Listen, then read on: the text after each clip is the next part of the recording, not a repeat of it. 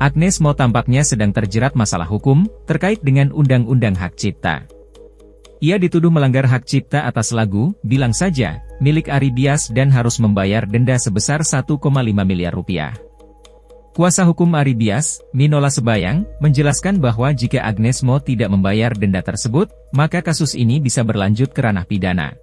Ya, sebelum somasi, Mas Ari sudah mencoba untuk membuka komunikasi dengan manajemen Agnes Mo, ya, dan juga mungkin juga membuka komunikasi dengan penyelenggaranya yaitu Holy Wing, ya, HWG, ya, PT-nya ada di sini. Tapi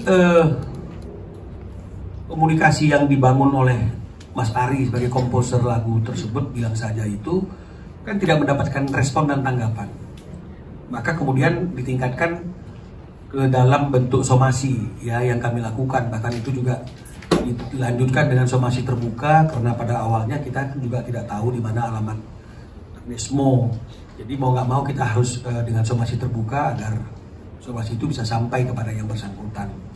Ini kan juga tidak mendapat respon, ya. Saya tidak ngerti, ya, tidak juga ingin sujon atau apa namanya a priori.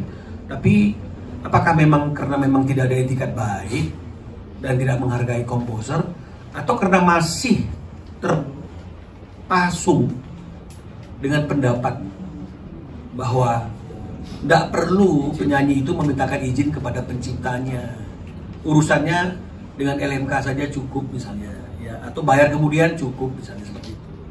Jadi mereka mungkin menganggapnya ya nggak terlalu mengkhawatirkan, apalagi kemudian banyak pendapat-pendapat yang mayoritas seolah-olah menganggap apa yang diperjuangkan oleh Mas Ari ini konyol, ya, melawan arus, melawan opini dan pendapat yang ada selama ini, bahkan mungkin dicurigai macam-macam, ya. Mungkin tadi kata Mas Ari, saya baru tahu juga itu nggak ada beras lah, ya, telah judi online lah sehingga butuh uang, ya.